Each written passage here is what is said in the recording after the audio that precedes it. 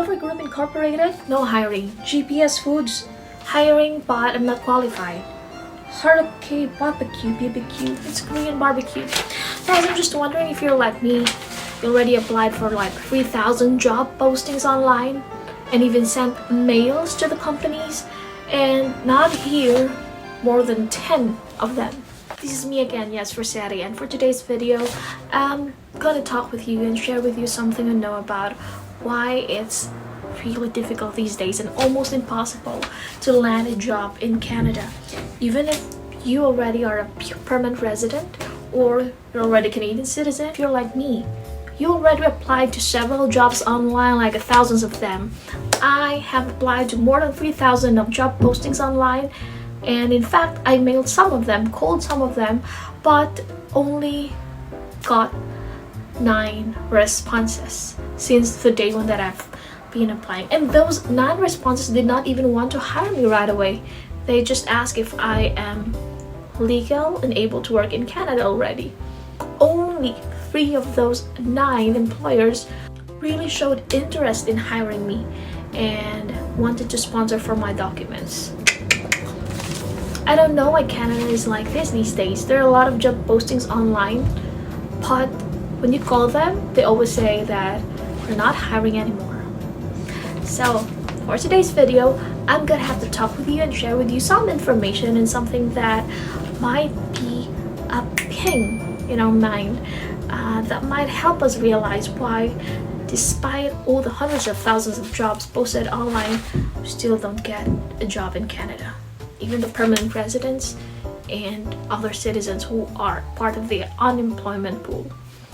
Okay, so if you want to know about the reasons why it's really difficult and almost impossible to land a job in Canada, this video is for you. I have been applying to Canada ever since I was still in Vietnam, working as a teacher. And my husband also sent a lot of applications already while out of the country. Well, in fact, we were so happy that time, that moment, that someone from New Brunswick, they were a starting company, their family company, called us and were really willing to hire us, guys. They already informed us ahead that the job is in a remote area, so I was hoping and very positive that they can give us an MIA.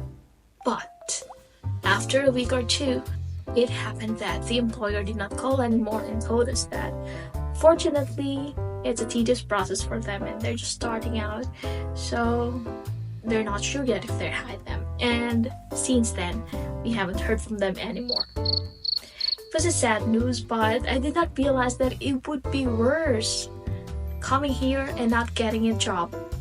Coming here, presenting all your credentials, knowing the fact that you really have what it takes to be hired in a Canadian company, but still, you don't land a job right away. I've been applying and applying online for 5 months here already. Yes, there were some called me and told me that they can sponsor me for documents, but it was me who did not pursue careers for personal reasons. There are personal reasons, guys, that I don't want to talk about here. But again, it doesn't negate the fact that it's so hard to land a job here despite your international experiences. And just yesterday, I researched and delved into statistics as to what may be the reasons why it's almost impossible to land a job in Canada. Let's go to the first one. Let's discuss the first one. So the first reason I have taken down note here, this is based from Quora, Reddit, and even the consulting firms that says why it's hard to land a job in Canada even if you're already a permanent resident, and most especially if you're only a tourist here or an aspiring temporary foreign worker. First, you don't have a Canadian work experience. You heard me just right. And guys, according to one article, it says it's actually a chicken and egg problem for temporary foreign workers. Because how would you get a Canadian work experience if no one would hire you here, right? Just think of it. So again, first reason is that Canadian companies prefer those who already have Canadian work experience. That's why my husband is on advantage already. He's not at par with my experience anymore because he already worked for several months in a Canadian company and he has this edge, Canadian work experience. Okay, the second reason is, this is very important, this indeed wins over those who have better qualification, better credentials, better things to offer to the company. And this is very common among Filipinos in the Philippines. It's your network, guys. Referrals, network. It means that you might not have someone you know in the company or someone that may have given you a referral during the time that you're applying for the job. It's really important, guys, and this is where LinkedIn has an edge over Job Bank and Indeed. You can build your network in LinkedIn, and I'll create a separate vlog for that. Okay, so again, the second reason probably is having network, having a strong network in the workforce, in the Canadian workforce. So if you don't have those, especially because it's your first time to be in Canada, you're a landed immigrant, you're a tourist, you're an aspiring temporary worker from outside Canada. If you don't know anyone, even if your qualification is that strong enough for a company to hire you, if you don't know anyone inside the company, then there would be others who have less qualification than you that would get those jobs instead of you. Okay, and we have the third, and this is really a problem nowadays. It's a big problem. Have you heard of ghosting? Yes, there are also ghost job posting these days, guys. And this is a sad fact. Do you know why? Because this gives a false hope to applicants that there are a lot of hiring employers online, but in the research statistics released, it says that there are 30 to 40% which are just ghost job postings. So, what are these ghost job postings? In my notes here, I've taken down saying that companies posting for a job which they really aren't hiring anymore. They're just posting this for the purpose of research and insider research. They just want to know if there are potential applicants that they can hire in the future and look into the wage of other companies through the background of the applicant. It might actually be their way of knowing how much can they lower their salary based from the applicants vying for the position who are willing to do the job for a minimum wage. Yes, it's a cruel fact. It's a cruel fact, guys. So the next time you see a lot of job postings posted by, especially if it's posted by only a single employer, don't put your full trust anymore in those kinds of job postings, guys, because they're really those ghosters. Ghost jobs. Okay, and we're down to the last two things that I have noted here. The fourth one is too much noise in online job application.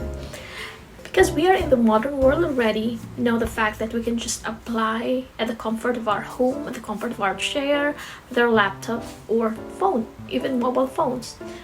I think even smartwatches. You can just send your resume right away, and because of this, billions of applications are made in a single day. And we don't even realize sometimes that these create a lot of employment noise or too much noise in job application online. What does this mean, guys?